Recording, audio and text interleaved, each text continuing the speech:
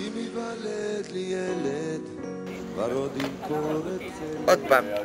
זה יהיה לפני חשוב. עוד פעם, יאללה.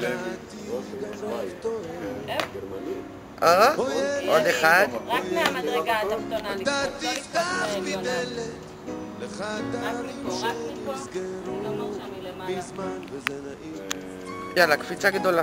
וזה מתאים לי. איזה ילד לא לקפוץ, לא, את זה יורדים. לא, את זה לא קופצים. יאללה.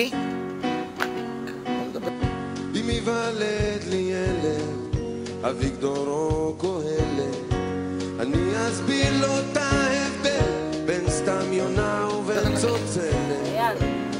או ילד, אני חושב עליך, וכבר עולה בי אמהות גברית, וזה מתאים לי. איזה ילד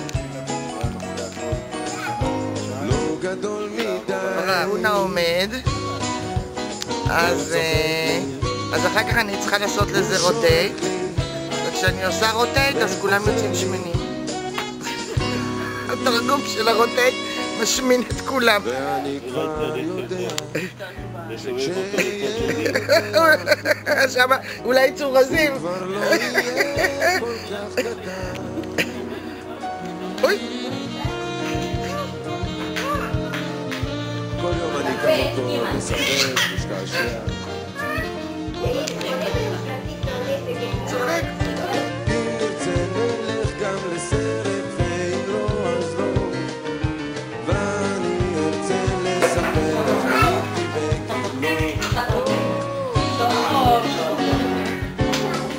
וגם בכדורגל תהיה לו יד ברגל, עוד יגיע לנבחרת או שלפחות לסגל. קדימה להבא, אתה תלמד מאבא איך לעצור כדור מן האוויר. אני קורא לו, הוא לא עונה לי. איזה ילד, ילד קצת חצוף,